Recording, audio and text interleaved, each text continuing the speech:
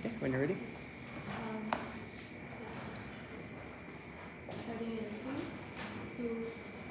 10 years is how long it takes to study and become a doctor. If you are ready to let someone die on the operation table to lessen the work that you agreed to when you started studying to be a doctor in the first place, the patient is someone that you that's the point at which you forsake the oath you took to heal, protect, and serve. So proud to propose 2 components in my speech then. Firstly on framing, and secondly one major argument on how strikes cause a larger amount of harm on 2 fronts. Firstly towards the movement itself, and secondly towards the people on the ground who are directly affected as a result of you walking out of your job. On to framing then. Firstly on strikes, we tell you 2 things about strikes. Firstly is that they need a large amount of public buy-in to manifest any kind of benefits. We tell you this is already like incredibly difficult in status quo a day in terms of strikes, because majority of people think that the power of strikes is like abused by people who are too lazy to get off their butt and go to work. And that specifically means that there's already a high burden of proof on the people who go on strike to prove why their cause is specifically so important and why it is legitimate. Secondly, we tell you that the intention of strikes is to raise awareness on the situation, and we're going to tell you on government how our counterfactual is directly going to be able to obtain a symmetrical level of benefits on this front. On to essential workers then. We tell you also 2 things. Firstly is that you made an informed choice to enter this line of work the point at which you started to study to be a doctor, the point at which you started training to be a firefighter or a policeman. That is the point where you already agreed to things like long work hours, to things like putting your life at risk for the sake of other people. That is the point at which you already consent to these kinds of conditions, these kinds of working conditions, and at that point it's kind of like you've already decided to do this, so there's something that is already justified for you to do. You have studied and trained for years to be a firefighter, and even if you lack anything, right? You already know that even if you lack any kind of even if you kind of lack any kind of working conditions that you would prefer, you already know that you had to do this the point at which you signed up. On to prohibiting that, because what does government's model look like? We tell you that we would fire workers who go on strike for more than 24 hours, and that the companies that suffer as a result of this strike, and the people who suffer as a result of these strikes, reserve the right to take legal action against the workers who strike, and that directly cause any kind of harm onto them. For example, if a doctor leaves the operation table and leaves a patient to die, or for example, if a firefighter goes on strike and doesn't let fires go out. But then onto the government counterfactual, because this doesn't conflict with the characterization that strikes are have a high burden of proof, because people generally are ready to support you on both sides of the house. We think the tipping point here is that when people are when your loved one is being killed on the operation table, or your loved one dies in a fire, that is the point at which people are willing to support you. That's the point at which strikes are happening, and that's why it is a clear difference in this debate. So on to peaceful forms of protest and not during work hours, that are not carried out during work hours, because we think that's the government counterfactual here. That you are allowed to carry out peaceful forms of protest, you are allowed to go out and carry picket signs, and you are allowed to do so, given that it is not during work hours. And secondly, we tell you that there's also mechanisms like posting on social media about the inhumane conditions that you are treated with, or your extensive work hours, or the ways that you're not treated in the ways that you deserve. And we think that specifically these kinds of things are able to gain awareness, and other people are also inclined to advocate for you. We tell you this specifically works to a high level in spreading awareness, and people are likely to buy in, especially if opposition wants to tell you that these conditions are the people only go on strikes when the conditions are extreme. We tell you that that is exactly the point where they will also garner a large amount of support on social media. For example, in the Black Lives Matter movement, it was the point at which George Floyd's neck was kneeled on. There's the point where they garnered the most amount of support on social media, and the Black Lives Matter movement was allowed to rise. Although the optional burden here is simple, right? They have to prove why strikes are the only mechanism that can lead to change under their side of the house. We don't as long as they are able to prove why strikes are specifically the most extreme form of protest that they need to take, we think that they can't win this debate. Before my argument, I'll take a point. Okay, moving on. So onto how strikes cause a large amount of harm on 2 fronts, right? Firstly towards the movement, and secondly towards the people affected. 3 questions here that I'm going to answer, and if I can prove this to you, I show you why going on strike is specifically a tipping point that makes 1, people not support you, and 2, your movement be undermined. So firstly, on what actually happens in a strike. Notice that you are walking out of a high demand job with high stakes, where people's lives are quite literally in your hands, where their blood is quite literally on your hands if you are unable to fulfill your duty. If you walk out of your job, there are essential services that are required at all times, every time. For example, like being a policeman or being a firefighter. That is the reason why they have things like graveyard shifts. That is the reason why there are 12-hour and 24-hour shifts, because these services are needed all time, every time. The point at which you walk out of this job is already the point where you are ready to forsake someone's life for your own selfish pursuits. Yes, I'll take the point. As a doctor, will you walk out the ICU leaving all your hundreds of patients dying?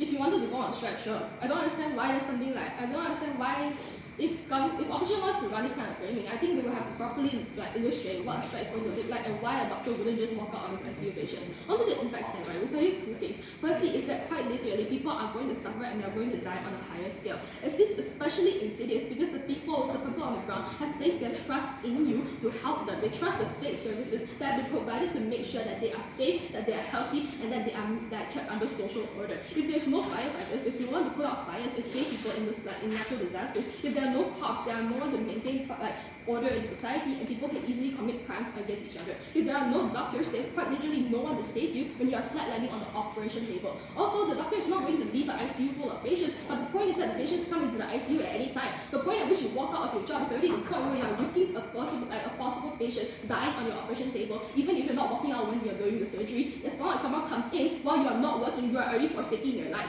On the stigma then, because this is the second impact, we tell you that people are more inclined to support your cause if the people who are proximate to them aren't dying on your operation table. If they aren't dying as a result of you not being there to fight the fire or fight the thief, we tell you that is the point at which people are unwilling to support you when someone that they love, someone that they care about, is dying or suffering or dying as a result of your inaction. That is the point at which that is the point where there's a stigma that builds around your movement, that people are walking people are walking out of their jobs and they don't want to protect my rights, they don't want to do the things that they were supposed to do. We tell you that this is the point at which we begin to resent and begin to oppose the movement that you fought so hard to do so. At the point at which you walk out of your job, right? That's the comparative. And the comparative here, two things also.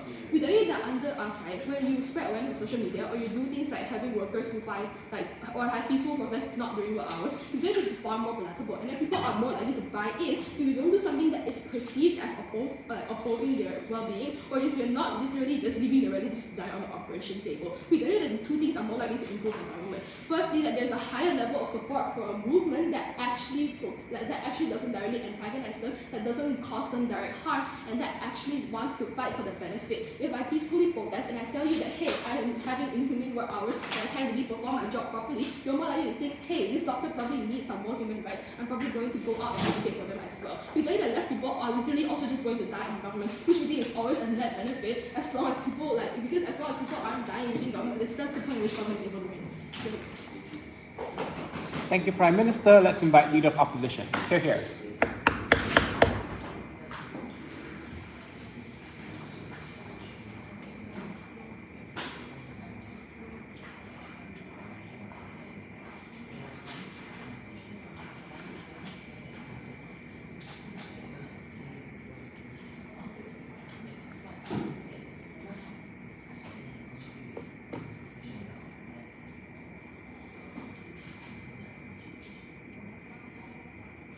OG's entire speech is telling you how more people will die on the operation table, which doesn't make sense because let's characterize strikes in the first place, right? Strikes, they often are the last resort of things. It's when you have went to government officials, when you've consulted politicians, and you've talked to them and it doesn't work, that's when people go into strikes. Strikes don't just happen because people want more wages, people want better benefits, but it's when they cannot get that with peaceful protests, with going on social media, etc.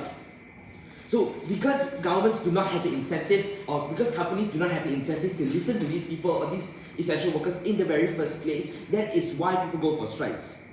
We have no other avenues after or before going for strikes, right? So strikes is large in size, meaning they have high bargaining power, and they are very organized, they are planned, so to cause minimal disruptions. Because know that people have moral intuitions to not just leave someone on an operation table to die like that, right? Doctors, they want to save lives, they opt into the job to save lives, they won't just kill people randomly like that. So they are often organized and planned to cause minimal disruptions. Essential workers know their duties and they are often committed, so they won't just give up working entirely. Now, why strikes as a last resort means higher change, as opposed to certain people trying to go talk to companies, talk to politicians. Number one, no thank you. Strikes are broad movements as opposed to these little organizations or little groups of people going to try to lobby politicians. Meaning, number one, there's less broad societal opposition because it is a large and broad movement. Number two, it becomes a more important issue because of the threat that essential workers will shut down. Therefore, politicians and companies who have more incentive to actually cater to these people. It also becomes an electoral issue for politicians to actually help lobby or use their powers in parliament to actually give these essential workers more wages and increase their benefits. Because politicians want to win over this block of voters. Note that essential work is a very big sector that has a lot of people working in them, therefore politicians have the incentive to actually help them. Current low wages are not likely to change given that there is no incentive for these companies to listen to them without a strike. Therefore, these workers have the incentive to opt into doing strikes to get better wages, to get better working conditions. It also communicates a sense of urgency and how important wages and how important fair compensation is for these essential workers. Because number one, there's a growing discontentment within the community for unfair paying. Therefore, there is a higher chance of succeeding when you have a strike. Number two, there's also administration limitations. When you put pressure on governments to give you higher wages, they are more likely to do it when there is a strike, when they can actually see the detrimental effects. Because they have term limits, they know that if they do not respond to this, people are going to vote them out in the next election. And number three, it resurfaces wage issues because you're likely to get bigger media attention. So before I move into that, I'll take a point. The impact on the people on the ground has to be big for there to be any kind of change. If people don't care about what's happening, then there won't be any change. Yeah, so strikes means people not going to work. But strikes are not like the whole all doctors just don't go to work. Strikes are organized. Therefore, it means that they are planned. Which out of 10 doctors, how many are going on strike? They're not going to just all leave their work like that. That's not how strike works in the status quo. Now, strikes are big actions, meaning they get more media attention. So, coverage by news means that there's more spotlight, meaning that people are people are going to be supportive of this action. This means that there's higher chances to succeed in getting higher wages and benefits, and people on social media will use this given media attention. Now, OG asserts that people can use social media to just get better wages. This is not the case because it's not as easy as you think it is to get popularity on social media. You need something big, something monumental, like a strike, being on news, being on social media channels to actually get action being done. There's more pressure for companies and governments to do this because there's negative media attention towards that. Society also has a good perception on essential workers because they're the people who save lives, they're people who put out fires. So with this good perception in the status quo, people are more likely to support essential workers going on strike, essential workers fighting for their rights. So it is going to make this issue a prevalent issue and therefore forcing politicians or companies to act. So how does strikes affect change? Number one, you will have cultural change in society, i.e. people are going to be more aware of the issues, of the wage issues surrounding this sector, meaning that people will know that they are getting underpaid, and therefore the importance of essential workers will increase and people will appreciate essential workers more in the future. There is also further pressure due to cancel culture, meaning movement for essential workers' rights are going to grow larger because there's more pressure via social media, via strikes. There's more people getting rallied behind this movement, and people want to feel like they're doing something good, so therefore they will back these essential workers. OG talks about how public support. There's no public support for strikes. There is public support given that people know the issues, people know that essential workers cannot maximize their productivity without good compensation. They also talk about how they consent to opt into this line of work. Yes, they opt into this line of work because they want to save lives, because they want to protect the public, but they need to do so at a fair compensation rate, right? People are not going to do work for free in this world. When you do not have fair compensation, that is the point where people will leave. That is the point where you see firemen, you see doctors quitting their jobs because they do not get fair compensation to the stress, to the harsh working conditions that they opt into. And they talk about how more people will die, people will leave, doctors will leave people on the operating table without actually finishing the surgery. That's morally intuitive, that people do not want to kill others, and doctors are good people, they will not just want to kill their patients like that. So Finally, they talk about like social media attention. They do not necessarily prove to us why people will get this in the first place, why social media attention will just come like that. Strikes guarantee media attention, therefore you can get lobbying from politicians. Thank you. Thank you very much. Let's invite the Deputy Prime Minister. Here.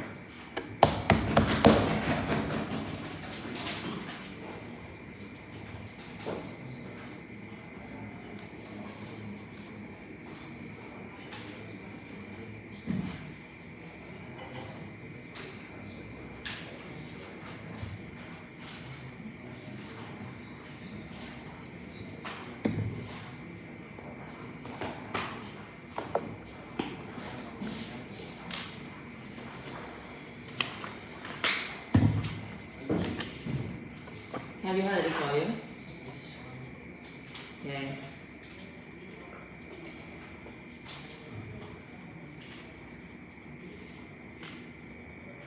In the same way, doctors cannot remove organs from your body without consent, doctors should not be able to use you and your life to achieve their wants and concerns. Don't let OO nitpick scale with you, panel. Here are 3 reasons why strikes do not cause quote-unquote minimal damage.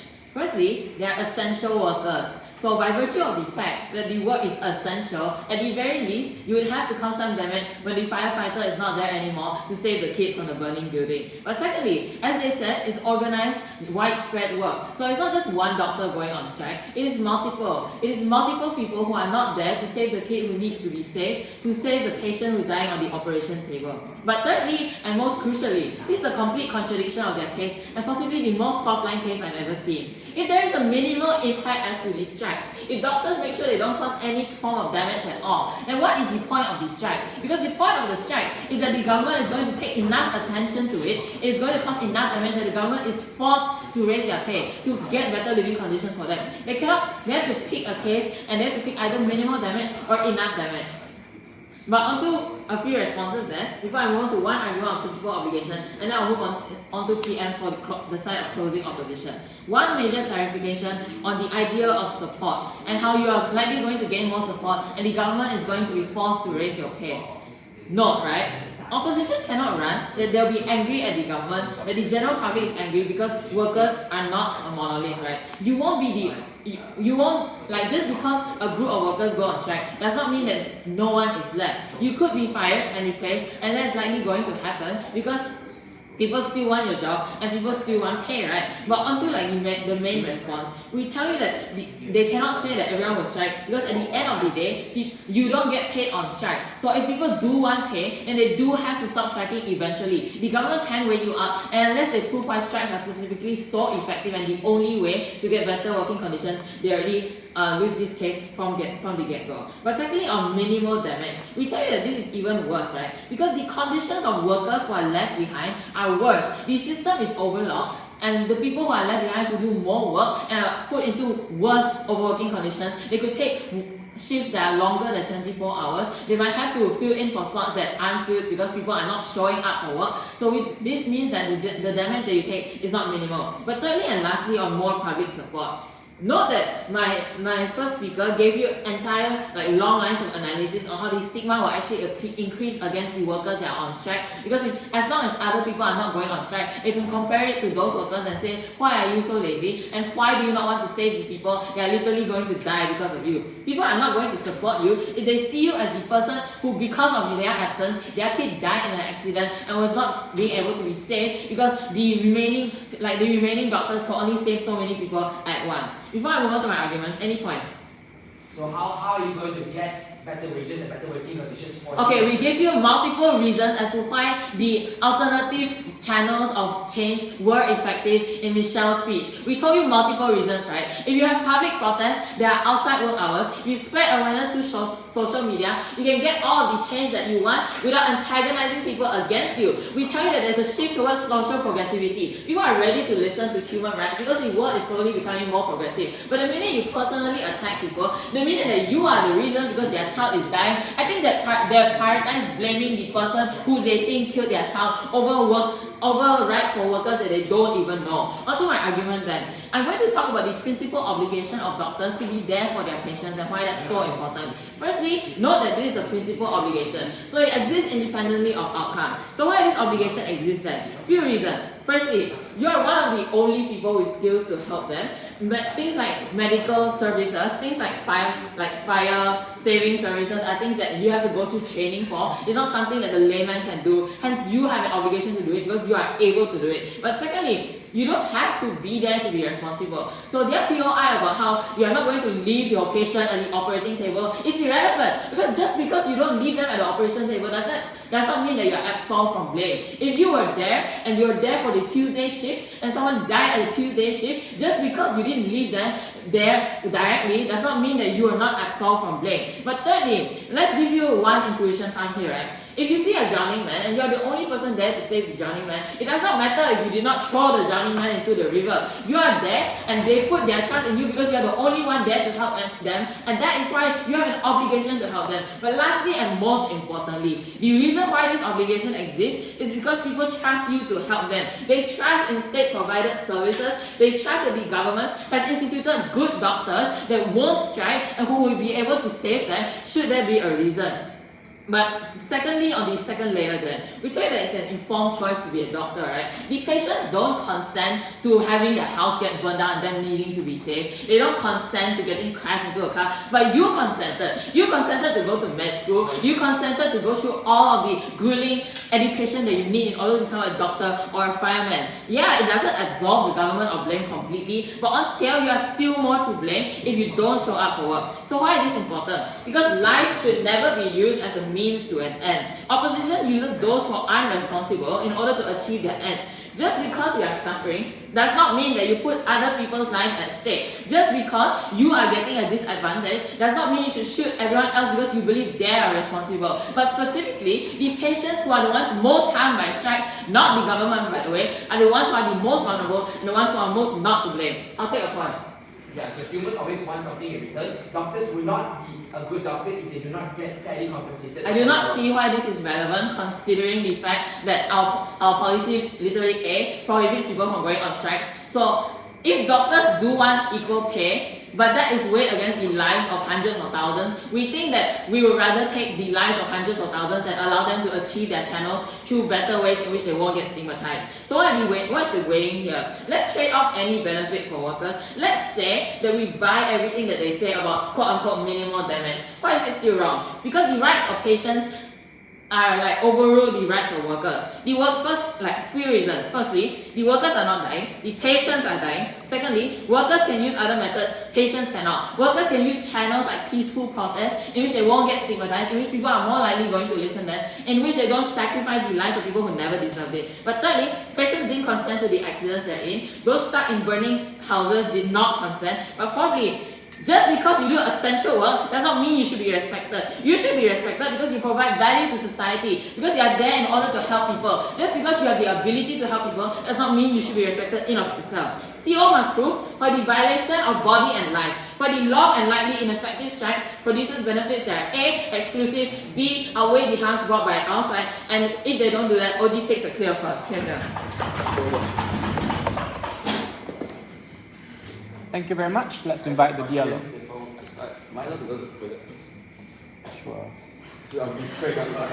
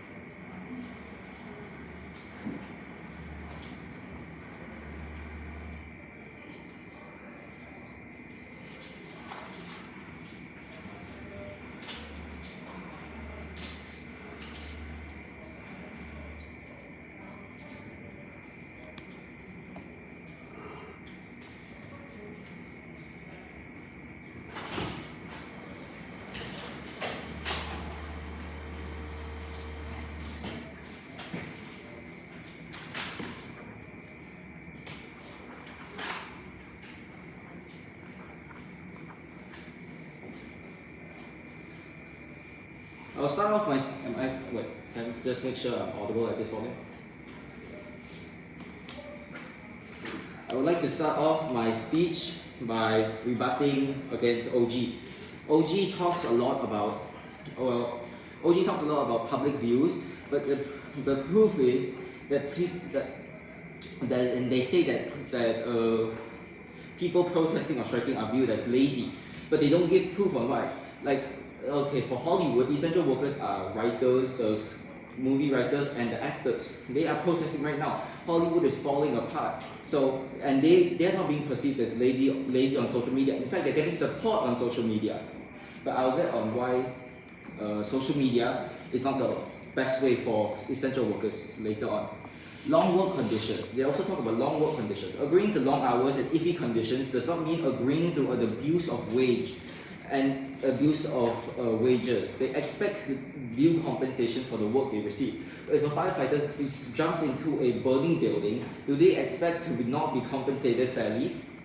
And on social media, it doesn't, typing a message doesn't guarantee media attention.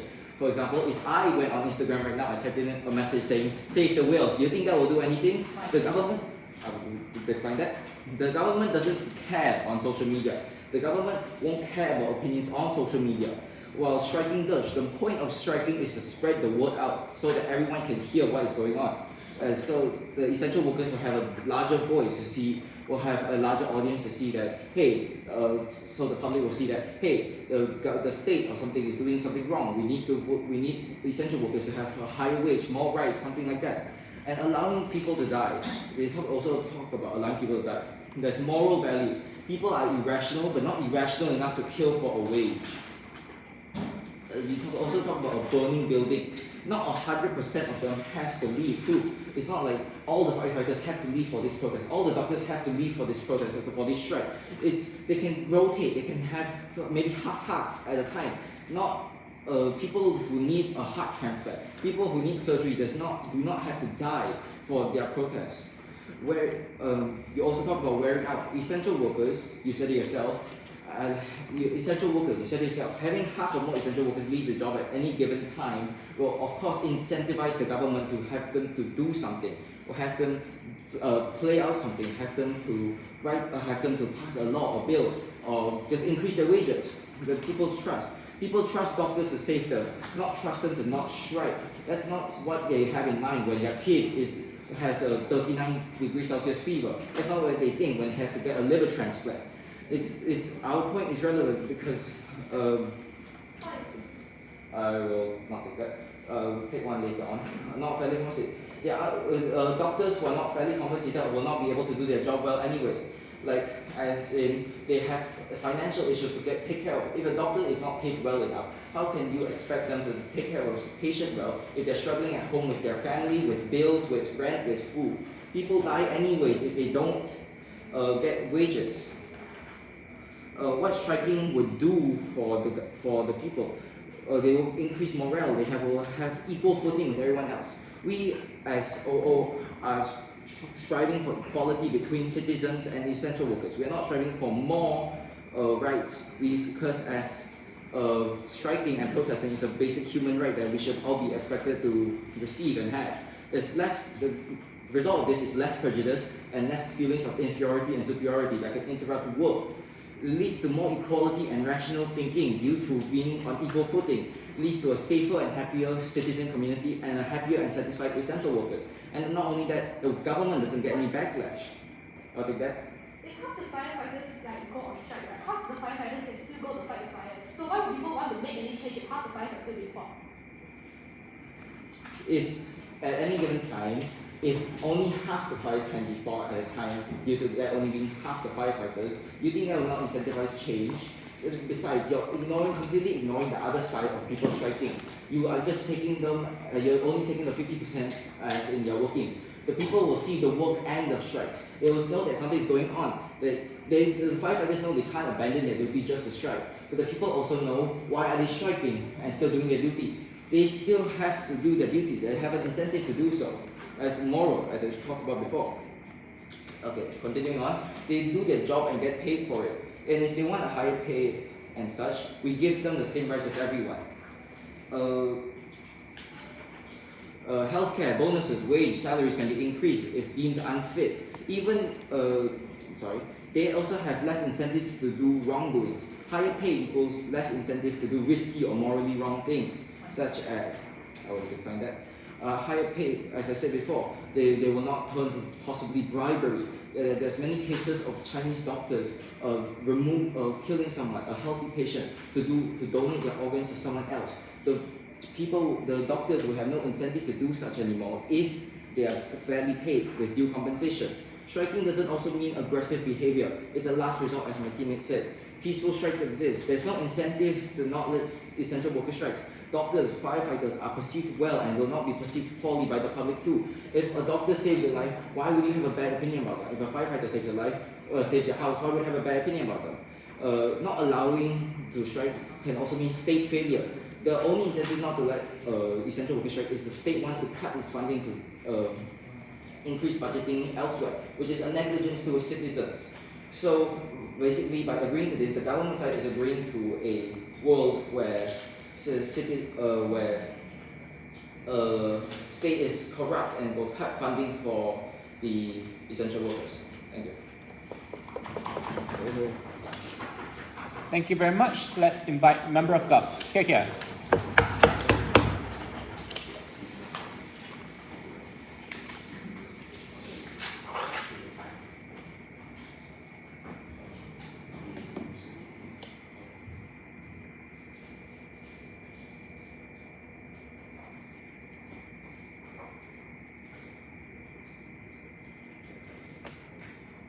Starting my speech in 3, 2, 1. So first of all, I'd like to start off my speech by rebutting most of the points that the opposition mentioned, and then continuing what the government mentioned, and then bringing on our own points.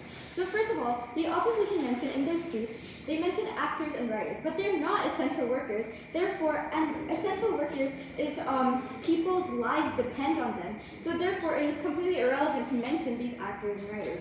Also, the doctor is trained to help people. So therefore, if their wages are not stable or anything, they're still trained to help people. They're trained to help them effectively. So therefore, wages should not affect their performance in the hospital that much. They are obliged to save people, and so are the other essential workers, such as police, firefighters, and doctors.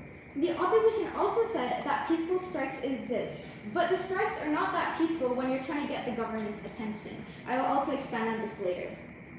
Secondly, the opposition mentioned that strikes mean people don't go to work. However, and also they mentioned that some doctors can still be in work while others are still while others are striking. However, each and every doctor is important. Even though strikes are organized and some people can still be in hospital while others are striking, it will still lead to a decrease in essential workers, which can eventually lead into the risk of human rights, the risk of human lives, because these essential workers are impacting these human lives. And also, I would like to also expand what the government said, and there are healthier ways to voice your opinions rather than creating chaos by a strike. For example, social media, and most doctors that voice their opinions will probably get attention on social media because it is concerning and it is a topic. Not to mention, the stakeholders in this debate are A, the rights of the essential workers, and B, the rights of the population and the people in the society. And their lives are gonna be on risk when these workers go on strike. Therefore, you are basically fighting fire with fire. The rights of the essential workers will harm the rights of the population in general. And the opposition kept on mentioning that strikes are the last resort. However, then strikes should not really be a resort because there are more peaceful ways to solve such a problem. And people are going to still get harmed. So, yeah. Now I would like to bring on our own points. And we would like to first say that the strikes harms the society and is unfair for the people in the society because they are essential workers. If they strike, society... Yes. Yeah, so if rights for essential workers lead to rights for the people, then how are they able to perform at the best ability if they have stress, if they have bills to pay at home? they are already trained to work in this. They are already trained and they are already in med school. They have learned how to be in such environments. So therefore, yeah. And then let's say a building got on fire and these people that are working are on strikes. It will harm the lives of the people that are currently getting affected if these workers are currently on a strike. So therefore, it is completely you should prohibit striking. And once again, there are better forms of protest, and it can cost innocent lives. We understand striking if you're not an essential worker. However, in this case, the lives are dependent on the essential worker. Therefore, they should not be allowed to strike because human lives are currently on risk. And another point is that there are many long-term negatives in such a situation. Because in long term, it will lead to less peace and more chaos, and it will not lead to peace and stability, but it will rather lead to destruction in a nation. For example, if a police went on strike, it will lead to more crimes in the area because these police are not working, right? Because they're currently on strike. Therefore, it will create more problems in a society because the police is not there. Therefore, there will be long-term negatives and not only, And it is the right of a society to obtain essential care. It is the human rights of the people in the society to be able to get care from doctors, to be, yes. Why is the care likely to be good if everybody's so angry? I'll answer that later. And then, okay, so anyways, it is the right of a society to obtain essential care, and it's human rights to also get care from the doctors. And once again, these doctors and firefighters and police are trained to be in such working conditions. And therefore, it leads to the greater good of society through these workers being not able to strike. I'm going to end. Yeah, okay. So how... Sorry. Thank you very much. Let's invite the member of opposition. Here.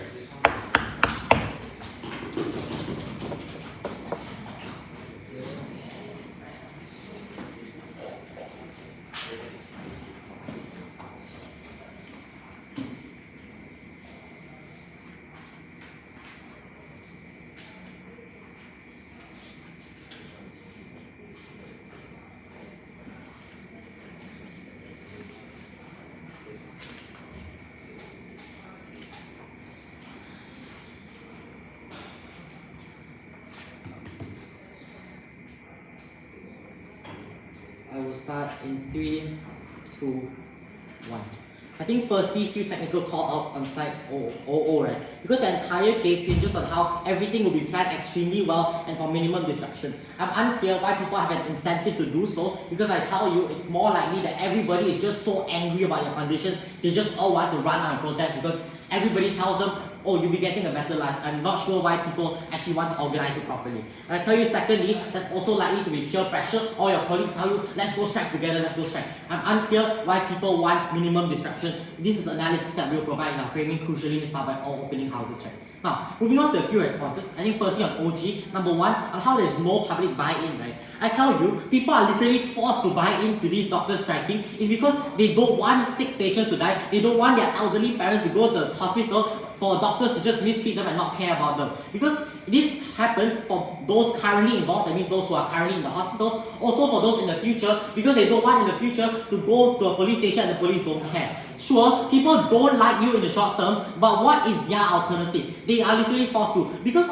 an example is very simple. The next time you have a fire, you just put it out yourself. Literally, people can't do that. They need the fire services to help them. However angry they are forced to buy into these people striking because they have no other choice. It means that they have an incentive to make these services good in all means that they can. Second, on how you consent to bad conditions, right? I think this was a crucial mistake coming out from OG because you have literally provided the groundwork on how employers give exploitation to these workers, right? Because now they know that these employees have zero choice. This is where they totally mess up here. And these conditions are likely to get worse and social media advocacy does not work. Now, why does social media advocacy not work, right? It's because employers do not feel the pinch. They do not feel all their staff running out of the office. They still feel like their services are intact. They are still earning money. And number two is that people on the ground don't care because let's say you go to the hospital, you still get care. Why am I likely to care? People don't protest for someone else because people are inherently selfish. As long as they get the benefits, they do not care. Now, This alternative of protesting outside work hours, the pinch is so small, the effects are so small, they've given zero analysis on why it actually works. Number 4, on how people put trust in essential workers, right? People don't trust that the services exist. People want quality too, and they trust that the services are actually good. I don't want a doctor putting a plaster on my broken ankle because they simply do not care. I want quality too, and this is why I will fight for it. Now, I think last response on how half the amount of people putting out the fire is still the same impact, right? I think this is just so wrong because on scale, you can't deal with all cases now because half your workforce is out. And it's same as a doctor. Some doctors still give patients the bare minimum, but families still want the best care. This is why they are likely to fight for the rights of the doctors and help to improve the condition. I think now moving on to a few layers of framing proceedings now by all houses.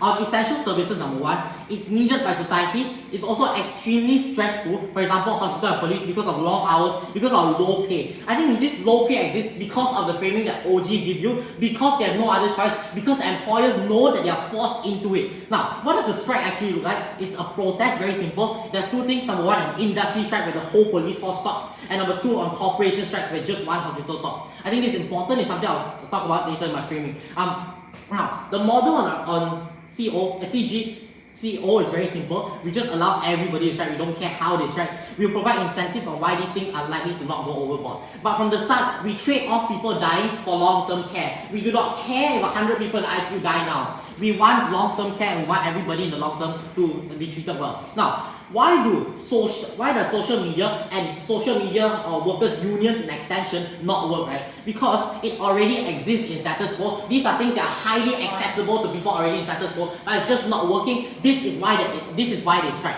I tell you, it's also peaceful because it's just letters. Bro, why do people care about letters if all their services are functioning properly? Why do patients care if they're still getting the care? Now, a last crucial problem is that there is no public backlash because it does not affect the government popularity. It also does not affect the income of private sectors. Now, what is the comparative when they strike? Is that services are affected. It means that people in charge actually see the effects because now they are losing money because the government is losing popularity because the citizens are telling them that they are failing the obligation as the government. I think this last thing OO talked about but gives zero analysis on public backlash during strikes, right? Because these people feel like they are not cared about. This is when they protest against the government. This is when they also try to find other hospitals, other alternatives, where like maybe going somewhere else. This is where these people lose out and they feel the pinch because the government gets backlash against, they lose popularity, and the private sector loses money. Now, why does this strike not go overboard and everybody dies? Right, sit down. I think 3 reasons. Number 1, on how not everybody strikes at the same time because everybody has different conditions, right? We don't work just everybody in the same place. You haven't proved to me why everybody suffers from the same problems. Number 2, on a moral compass that everybody that you do not leave someone dying. I think OO talked about this, but you cannot assume everyone is good. So our last layer of analysis on how not everyone has the resources to go for strikes. This is something that's not accessible to everybody because striking costs money and time. Because when you strike, your employer is likely to cut your pay. You're like some people live paycheck to paycheck, especially the newer doctors or newer employees. This is where these people are still able to care for them because they are unable to access these strikes. And you also need to go to the strike location, which may be far away from people. I tell you, this is proximate to people and people are likely to care because it affects their rice bowl. They will not strike to a severe level. Now, I think one argument very simple. On the right to strike, right, the reason this exists is because the welfare of these people are affected and it's a non-negotiable. You have not told us why these rights can be put away because your alternative does not work. And employers have failed the obligation to protect the worker. An example is very simple. Employer force you to work overtime for 14 hours with just 2K pay. This is something, it means that you're unable to see your family, it means that you're overly stressed, right? And they move your job placement around, it affects your welfare. The comparative is very simple. You deny rights and you replace it with social media, which does not work. I'm giving you strategic analysis. Now, the bottom line is very simple, right? That no life is more valuable than that of others. Because you realize on your work, you do not strike, but then you are affecting the welfare of the doctors. But I think it's twofold harm also, right? Yes, although patients still get care, I question the quality of the care. This is where you fail life on 2 levels, but then we tell you that we actually protect welfare because in the long term, both sides actually get a benefit in their welfare, and that no life is more important than another, right? Because we tell you, doctors and police officers can also commit suicide, can also do things to their own welfare if they do not get get the proper conditions. This is where we exclusively tell you that if you're unable to prove why one life is more valuable than another, we take this debate. Thank you.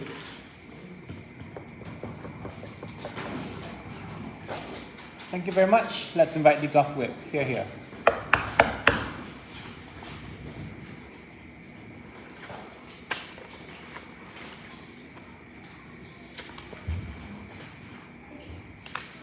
I'll start my speech in 3, 2. So in my speech today, I will be addressing 2 points. First, in the first part of my speech, I will be first rebutting the points from the opposition, and then in my second part of the speech, I will be extending, concluding, and justifying why the proposition wins today's debate.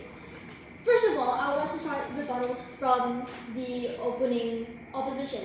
Well, first of all, they stated that essential workers will lead to a high risk. They've said that even though it is organized, the decrease, even though these protests, these strikes are organized, we believe that the decrease in essential workers will ultimately lead to human lives being risked, human lives being cost, because they are essential. They are a very important part of society, and they play a very important role. So the decrease in supply and the increase in demand will cause the quality of care to be affected.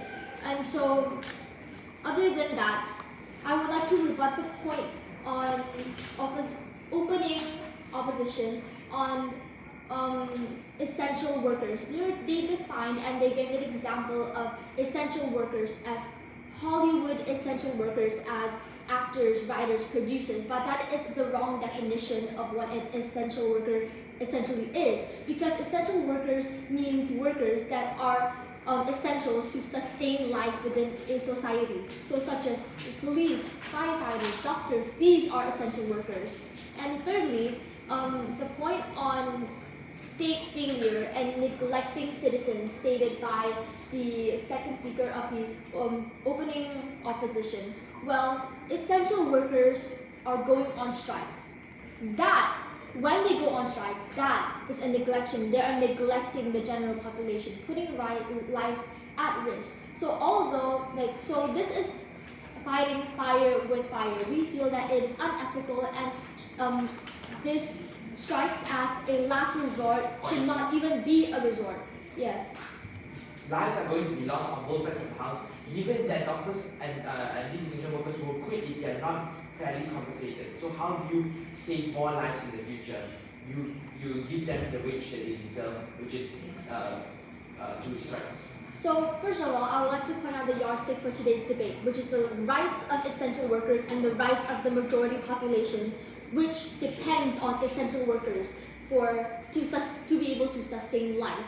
And so we believe that everyone has certain amount of freedom, and when that certain freedom restricts or harms the bubble of the freedom of the general population, then in that case it is unequal, because these doctors, these essential workers, they are obliged to save lives. The quality of care, they have to perform care at its highest quality, because they are obliged to. That is their role, and they have agreed to the conditions, the terms and conditions of being a doctor. And so with that, and the two teams on the because the first speaker of the closing opposition, the entire argument of the closing opposition is that essential workers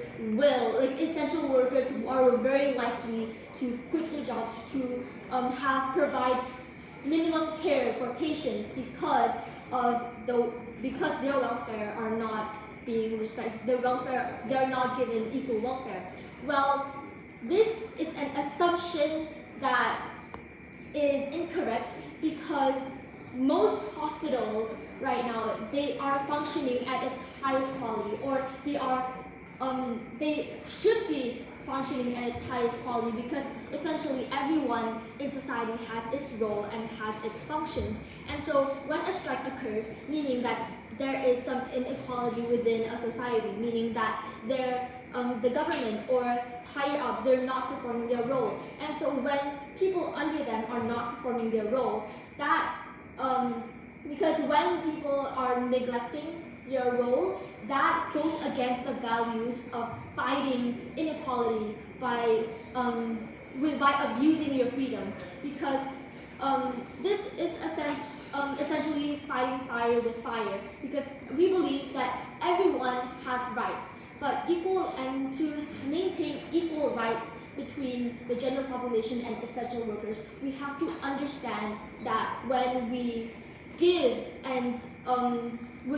essential workers the right to strike, that harms and that leaves the rights and freedom of the general population at risk.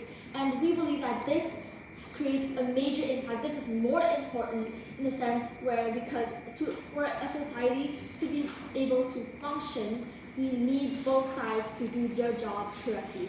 And therefore, this leads to again emphasizing on what my first speaker has said, that that essential workers, that it is the rights obtained.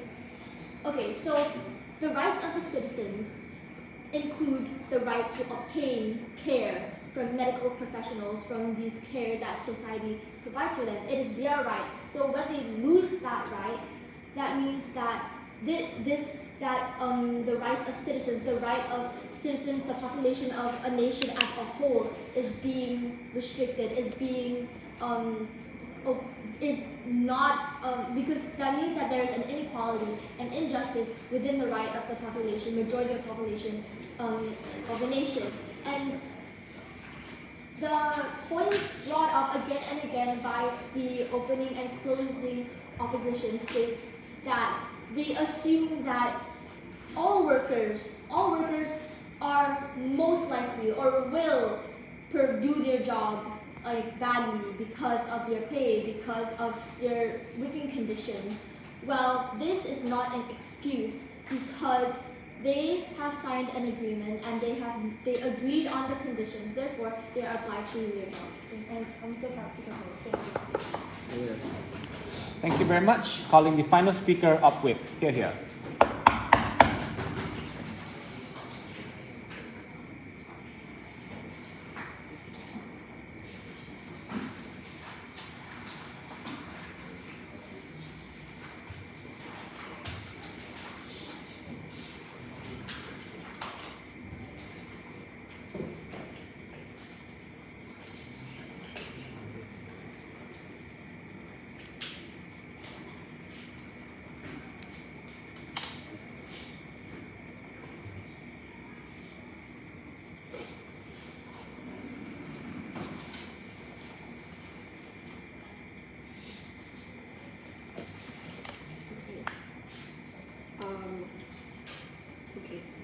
My speech will begin in 3, 2, 1. Chair, on government, let me tell you what each side is talking about. First of all, on government, they say strikes are terrible and that strikes will be killing patients both directly and indirectly. But we say to that it is absolutely necessary to ensure quality services in the long term and the well-being of workers as well, because the people at the top do also have the obligation to take care of their workers. They are okay. I will elaborate more on that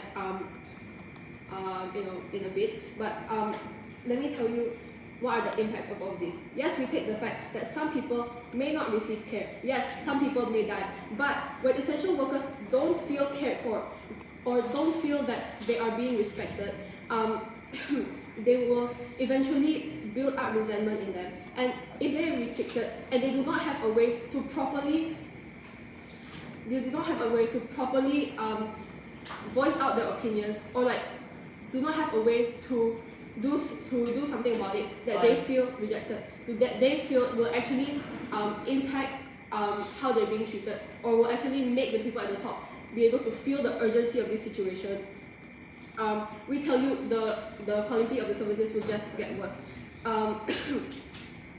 Like this, because personal performance will just decline because they do not see another way to make these large organizations, as I said, feel the urgency of their suffering. Let me tie this to what the clashes of this debate are. The main clash is that we argue it is more beneficial for everyone in the long term as compared to them arguing about the short-term benefits of this. Rejected. Okay. On our side, we tell you the quality of the care in the long term is more important than the short term being of patients coming in. Why do we tell you this? We tell you that one life is not worth more than the next. But you fail to mention or prove why the people receiving these services are worth more than the people saving these people's lives. You like to talk about the workers' obligations to save lives, but what about the obligations of the people at the top? Or the people that these workers are working for? You like to say that they sign up for these grueling working conditions, but they do not sign up to be mistreated or like being underpaid for their work, because it's a general rejected. It's a general view that these people save lives, so they're really respected. They should be compensated appropriately for what they do. Okay. If they don't feel like they're being taken care of, then these things will not improve, because again, emphasizing on why we should act quickly before the situations get even worse. As I said, strikes happen because people are overworked and underpaid. They do not sign up. They do not sign up to be abused or stuff like that, because these are the reasons strikes happen, because it gets really bad. Okay. It won't be extreme to the point where like workers are unable to perform their job properly, because the government will take up the general well-being of doctors to make sure that they don't like die or are able to function. Because otherwise, care services won't be good. Explain why it's not enough, especially the mechanism of public backlash. I'm so sorry, can you repeat that? On the mechanism that it won't be extreme, right? Governments will take care of the general well-being of doctors to make sure they don't die while they're on the job or are otherwise cared for. Services won't be good otherwise, and like there's also the mechanism of public backlash. So explain why this isn't enough. Okay, so first of all, you mentioned governments, but like these aren't really restricted to governments themselves. These also include private organizations where it's kind of covered from the government view, because they have the money. These private organizations have the money to cover up these kind of scandals. And like if you restrict them from voicing out their opinions by like saying that you will fine them or you will fire them, obviously these workers do not have enough resources to be able to go to court with these large organizations. Okay, continuing. Yes. Do you think it's justified for essential workers to neglect their job roles because the higher ups neglect or abuse their role? Yes, I think it is absolutely justified, because they obviously feel that it's very unfair for them that they must work these long hours to save other people's lives when their own lives are not being taken into account for. They were promised to be paid enough, be treated well in these jobs that obviously have, as everyone has been mentioning, obviously have a big impact. So if they're so important, they probably feel, why am I not being taken care of if I'm so important to the government, to these people on the ground? Okay.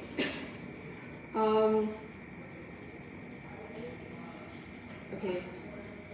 That's all I have to say before I end my speech. Are there any more POIs? If nothing else, how do you respond to Joel's analysis on how these workers have a principal obligation to carry out the services to the home? Okay. As we mentioned before, they do have the principal obligation to carry out these jobs. But as I also said, the people at the top also have the obligation to take care of these people. And you guys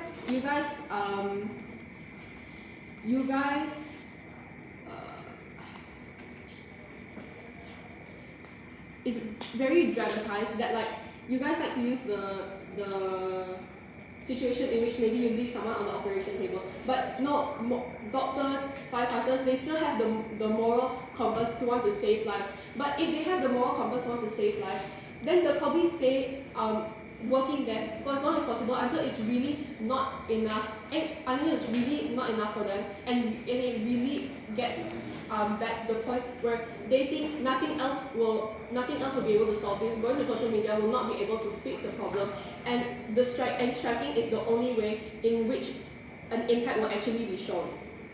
Okay, with that I end my speech. Thank you very much. Operator, thanks everyone for the debate. You can cross the floor, shake hands, and then just step out of the room.